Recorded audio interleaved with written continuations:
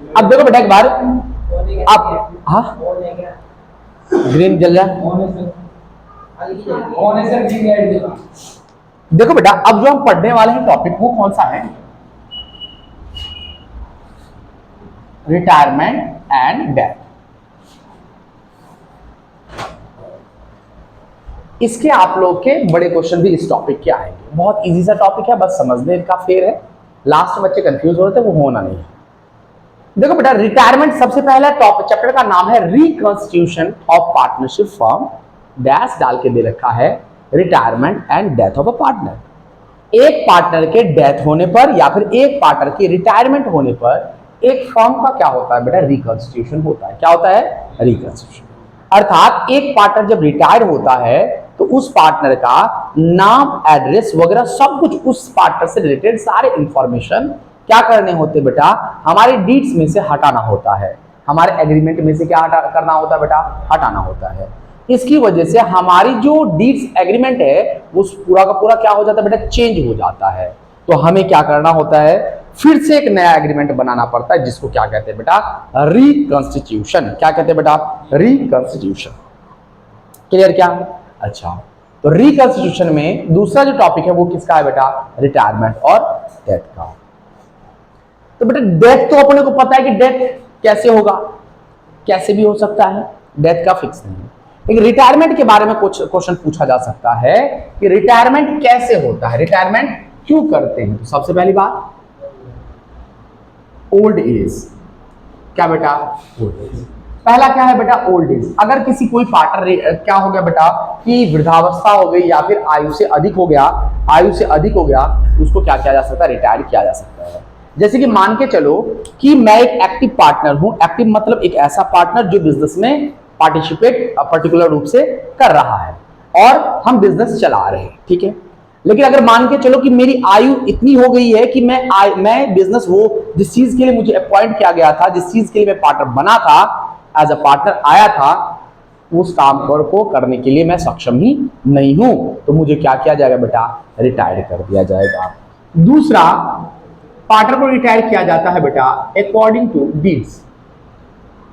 According to एक deeds के अनुसार भी क्या किया जा सकता है, एक पार्टनर को रिटायर किया जा सकता है। मान के चलो मैं और ये पार्टनर हैं, तीसरा इसको मैंने पार्टनर बनाया मात्र 2 साल के लिए। किसके लिए बेटा, 2 साल के लिए।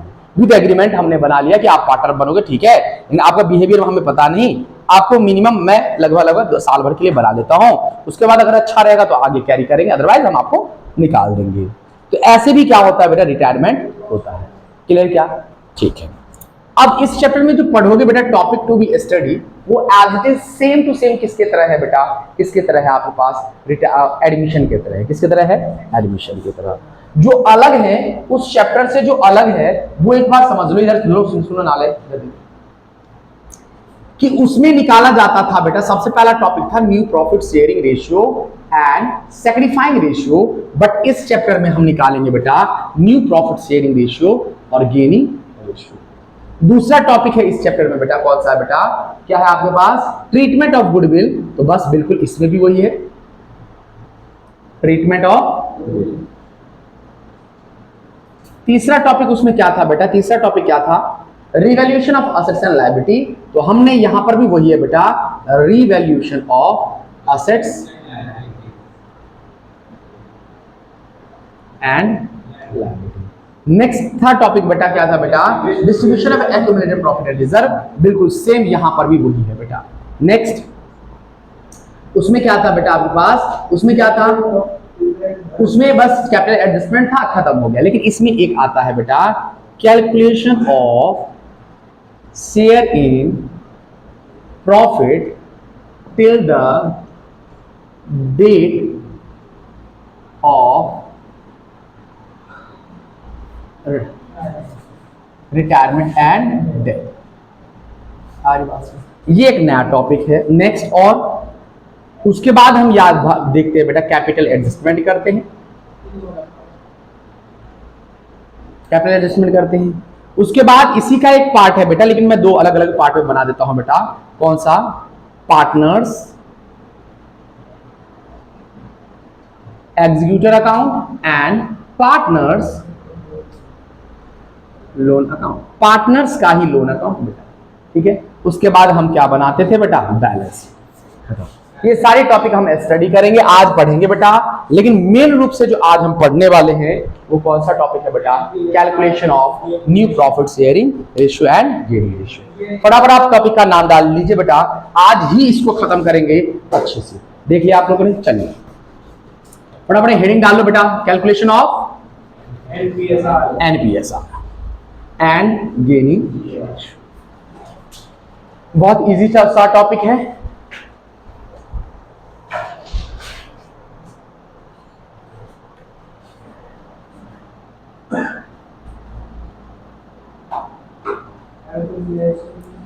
एनपीएसआर से रिलेटेड बेटा दो टाइप के क्वेश्चन आते हैं। कितने टाइप के क्वेश्चन आते हैं?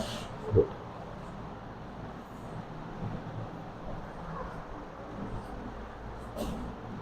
एक बैटरी लो आ गई फोन की, रहने बेटा, बंद कर, स्विच ऑफ नहीं होगा बेटा अभी 10 मिनट चले दो, 10% होगा। व्हेन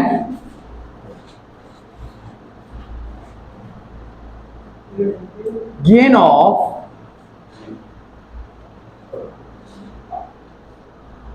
remaining partner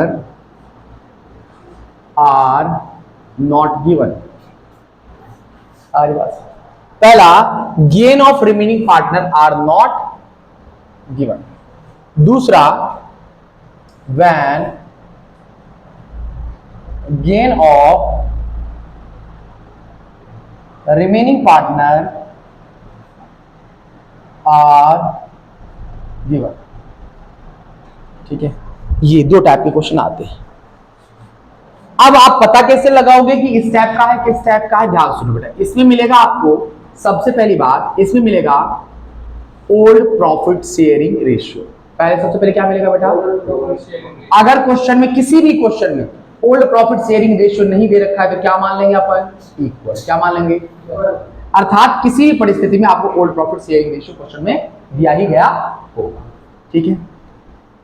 दूसरा आपको मिलेगा name of retiring oblique डिकीज, DECEASED, डिकीज्ड partners, name of डिकीज partner, retiring oblique डिकीज पार्टनर। दो ही चीज आपको मिलेगा। हाँ, मृतक, मृतक साझेदार बेटा, मृतक। आज बात से यानी कि क्वेश्चन कैसे मिलेगा? ध्यान सुनो कि ABC are partner sharing profit and loss in the ratio of 3:2:1। इधर देखो बेटा, इधर ध्यान, sharing profit and loss in the ratio of 3:2:1। ये क्या है बेटा? OPSR। ये क्या है? OPSR। अब आपको इसमें से आपको दूसरा क्या चीज दे रखा होगा? पहला case, calculate NPSR when, NPSR and gaining ratio when first A retire. दूसरा केस व्हेन B रिटायर। तीसरा केस C रिटायर। आगे बात देखो बेटा, पहला एक अलग क्वेश्चन है, या तो क्वेश्चन में बोलेगा A रिटायर, या तो क्वेश्चन में बोलेगा B रिटायर, या तो क्वेश्चन में बोलेगा, या अगर क्वेश्चन में क्या रखा A रिटायर तो इसका मतलब बचे हुए पार्टनर कौन कौन है बेटा? B and C। अच्छा, जब बोलेगा B रिटायर तो बचा हुआ पार्टनर कौन है? अगर बोलेगा C रिटायर तो बचा हुआ पार्टनर। तो बताओ कि NPSR यहां पर क्या होगा, गेनिंग रेशियो क्या होगा? यहां पर NPSR क्या होगा, गेनिंग रेशियो क्या होगा? यहां पर NPSR क्या होगा, गेनिंग रेशियो। देखो बेटा, जब मान के चलो A रिटायर हो रहा है और कुछ भी नहीं दे रखा है, यही इसका B और C का क्या हो जाएगा बेटा? न्यू प्रॉफिट शेयरिंग रेशियो, साथ साथ में गेनिंग। अच्छा, जब बताओ इस क्वेश्चन में B रिटायर हो रहा है तो बताओ न्यू प्रॉफिट शेयरिंग रेशियो क्या होगा? 3:, गेनिंग रेशियो क्या होगा? क्लियर क्या? अच्छा, जब सी रिटायर होगा तो बच्चा क्या होगा, क्या होगा, 3 रेशियो और 3 रेशियो। किसी को समझ में ना आया तो बता दे, आ गया, पक्की बात। अच्छा, अब इससे रिलेटेड एक क्वेश्चन आता है बेटा कि बताओ कि in when gain of a partner remaining partner are not given, when information about gain of old partner या फिर remaining partner are not given, gaining ratio will be ना, इक्वल तो किसी भी केस में। गेनिंग रेशियो क्या है बेटा, ये है गेनिंग रेशियो क्या है बेटा, और इसके लिए लिखे old profit sharing ratio. Answer क्या है बेटा, old profit sharing ratio. Answer क्या है, ओल्ड प्रॉफिट शेयरिंग रेशियो। हाँ, उनका ओल्ड प्रॉफिट शेयरिंग रेशियो। अब ध्यान सुनो बेटा, बच्चे बोलेंगे तो सर ये तो न्यू प्रॉफिट शेयरिंग रेशियो के बराबर है कि नहीं, तो answer new profit sharing ratio होना चाहिए। नहीं बेटा, न्यू प्रॉफिट शेयरिंग रेशियो के बारे में आपसे पूछा ही नहीं। आपसे क्या पूछा है, अगर गेन नहीं दे रखा है तो पुराने पार्टनर का बचे हुए पार्टनर का गेन कौन सा होगा, तो पुराना रेशियो। पुराने बचे हुए पार्टनर का क्या होगा बेटा, पुराना रेशियो। गेनिंग रेशियो क्या होगा, पुराना रेशियो। आज बस क्लियर, इसमें ज्यादा चिक नहीं कर रहा था, बस थ्योरी का क्वेश्चन था, बता दिया। क्लियर, अब चले आगे बढ़े। अब ध्यान सुनो बेटा, अब नेक्स्ट टाइप है, इसका क्वेश्चन नंबर है बेटा पहला, फर्स्ट नहीं है, एग्जाम्पल फर्स्ट है। एग्जाम्पल कौन सा बेटा एनसीईआरटी में, एग्जाम्पल कौन सा है, बाद में पलटा लेना, देखो। अब ऐसे क्वेश्चन में आपको क्या क्या दिया गया होगा, पहला दिया गया होगा बेटा ओल्ड प्रॉफिट शेयरिंग रेशियो, दूसरा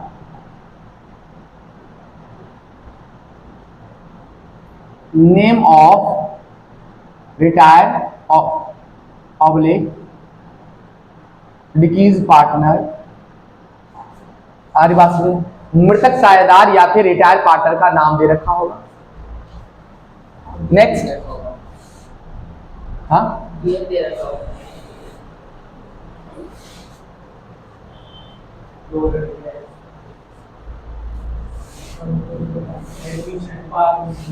अब आओ उधर, नेक्स्ट क्या दे रखा होगा आपको बेटा, नेक्स्ट आपको दे रखा होगा गेन के बारे में दे रखा होगा। क्या दे रखा होगा बेटा, गेन दे रखा होगा। कैसे दे रखा होगा, एक वर्ड मिलेगा आपको, एक्वायर्ड, तो गेट, रिसीव, परचेज, सेल, है ना, ये सारी की सारी चीजें आपको दे रखी है। क्लियर बेटा, इसमें करना क्या है, आपको सबसे पहले निकालना है बेटा आपको गेन। क्या निकालना है, गेन। क्या निकालना है, अब कैसे निकालो, गेन इज इक्वल टू, देखो बेटा यहां पर गेन कैसे आता है, तो एक बार ध्यान सुन लेना, गेन कैसे निकलेगा। ये बहुत इजी सा है। गेन कैसे निकलता है, ए बी सी 3 पार्टनर है, 3:2:1 इसका प्रॉफिट शेयरिंग रेशियो है। अगर मान के चलो ए रिटायर हो रहा है तो बी को गेन कितना होगा, सी को गेन कितना होगा। तो गेन का मतलब होता है फायदा, फायदा मतलब किसी का हिस्सा इसको मिलेगा। किसका हिस्सा मिलेगा, ए का हिस्सा मिलेगा, किसको, बी को। ए का हिस्सा किसको मिलेगा, सी को।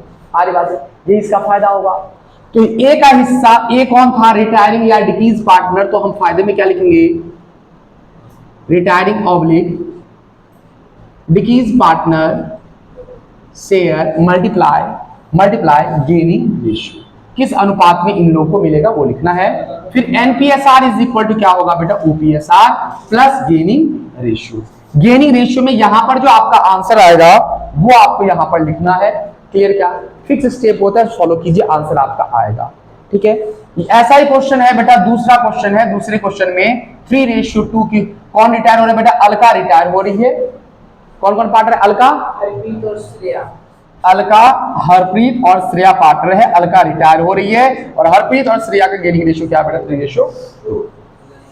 क्या मुझे ये क्वेश्चन कराना है कि मैं कोई दूसरा क्वेश्चन करा दूं, थर्ड करा दो। बच्चे कह रहे हैं कि थर्ड एग्जांपल करा दो, चलो मैं थर्ड एग्जांपल करा देता हूं। अगर मेरा फोन शट डाउन नहीं हुआ तो हो जाएगा, अदरवाइज हम करवा जरूर देंगे कैसे भी कैसे करके। आइए, क्या रखा बेटा, मुरली, नवीन और ओम प्रकाश पार्टनर है।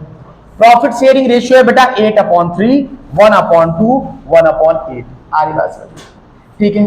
अब ये रेशियो तो है नहीं, इसको क्या किया जाता है, यहाँ पे 8 है बेटा, 3/8 है, 3/8। रेशियो में लाने के लिए सबके डिनोमिनेटर में क्या होना चाहिए बेटा, बराबर होना चाहिए। 4 से मल्टीप्लाई कर दूंगा, रेशियो हो जाएगा 4:3:1। क्या 4 3 7 3 8 हो गया क्या? बस हो गया ये।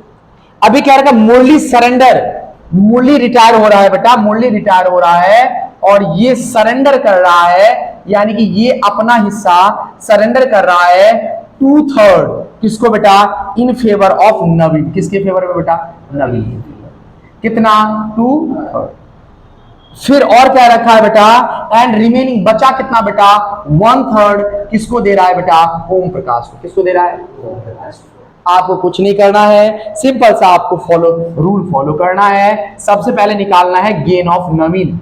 नवीन का गेन कितना होगा, नवीन का गेन कितना होगा, तो मैंने लिखा रखा retiring oblique decrease partner share. Retire कौन कर रहा है, मुरली। मुरली का हिस्सा कितना है, 3/8 multiply gaining ratio. Gaining ratio क्या है बेटा, 2:3 अर्थात 2/3। ओम प्रकाश का कितना है बेटा, 3/8 मल्टीप्लाई कर दूंगा 1/3। कितना आ जाएगा, 6/24। यहां पर आ जाएगा 3/24। इज इट क्लियर बेटा?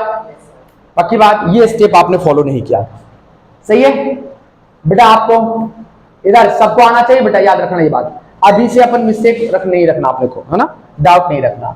फिर निकालेंगे NPSR. NPSR is equal to OPSR plus gaining ratio. किसका बेटा, नवीन का, ओम प्रकाश। बेटा यहां पर दिख रहा है, देखने के बाद दिख रहा है।